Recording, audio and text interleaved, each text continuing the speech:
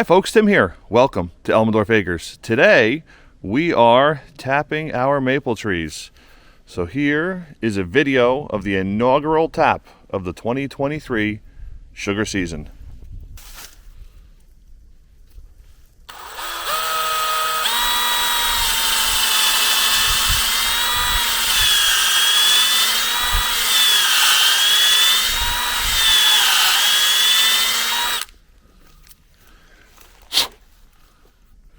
Now what we do, look at it, it's running like crazy today. So I let it run for a few seconds. I let it flush that dirt out from drilling the hole. You can see to where it just about runs clear. We're going to do that, and then we'll put our tap in. One of the keys to this is one of the smallest trees I'll tap. They say that you can tap a tree at 10 inches diameter. I am not comfortable with that. I would much rather wait to 12 or 13 inches because think about it, it's your future.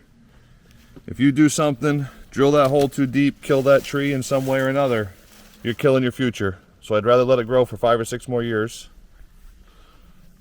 And then when we do the tap, put it there and just nice light taps.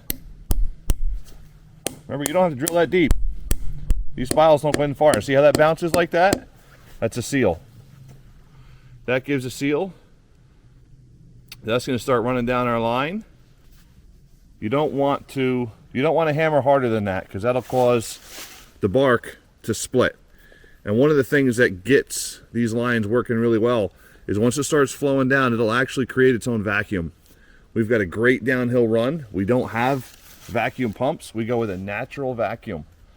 So that'll continue to pull it right out of the tree. So you want to not hammer those taps in too far.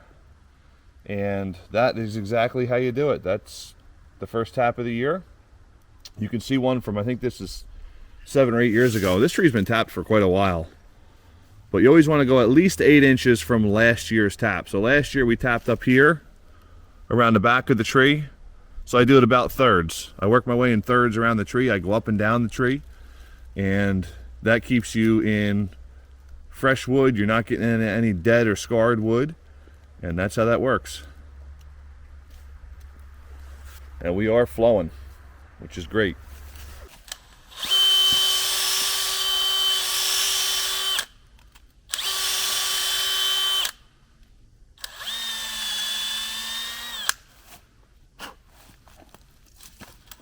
Got my hammer?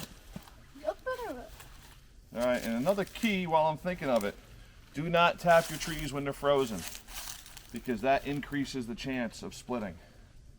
By waiting for a day when they are running and when they're thawed out, it's better for the tree. You don't split the tree as easy. And there we go, you go to where it just bounces off that little bit, and that's great. When you're running lines, we tension the end of the line and where it goes into the main line. But when you're running lines, you can actually wrap that line around the tree, and that will hold tension on what we just did. What we've done here is actually prepped everything the last few days.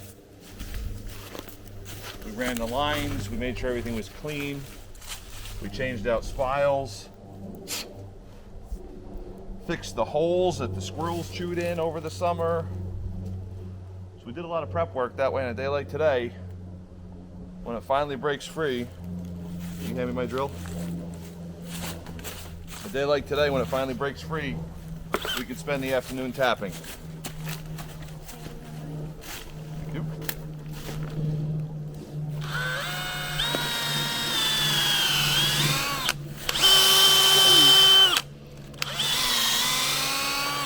I put a little piece of tubing right on my drill bit so I don't go too deep. You should run them right around 1.5 inches deep. That depends on how thick your bark is. Ooh, that's sweet. There's sugar in that.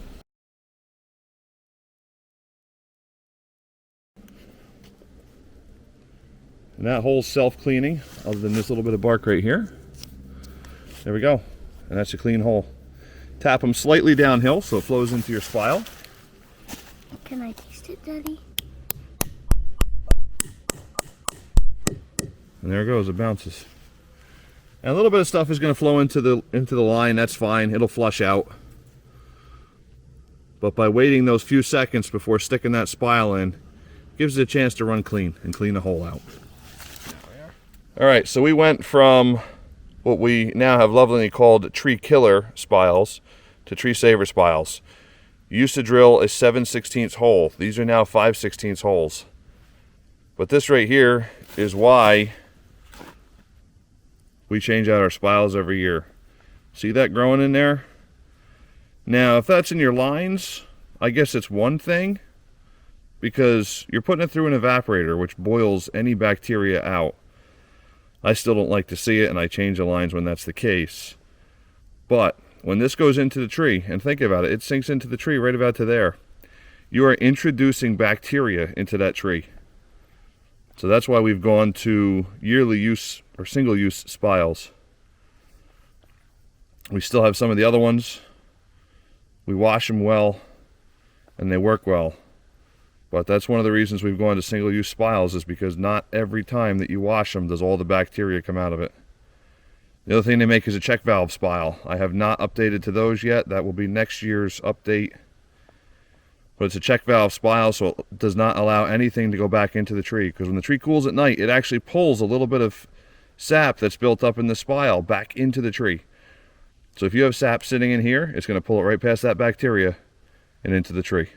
So that's why we clean our spiles, and that's why we go with single-use spiles now. So one of the things we had happen with leaving the lines up was we had a lot of ash trees come down, and when they came down, they hit the main line, they hit our smaller lines, and it put a lot of pressure on our saddles. And you can see where this saddle is actually moving. We really don't want it to do that. So you might be able to get away with just replacing the washer. I really don't want to lose any sap because I don't come up and check these lines every day. So this is a new saddle they came out with. It goes in with no tools. You don't need any special tool to tension it. It just clips around like that. But worthwhile switching it out. They're not real expensive. You can see the hole that we have drilled in the line. That's a 5/16 hole, the same as your tap bit. When you put the hole in the line, be very, very careful not to actually go through the line while you're drilling it. And you want to make sure that whatever you put in there is nice and clean. So they come in two pieces. Here's a washer. That's fairly self-explanatory how it goes on there. That clicks right in.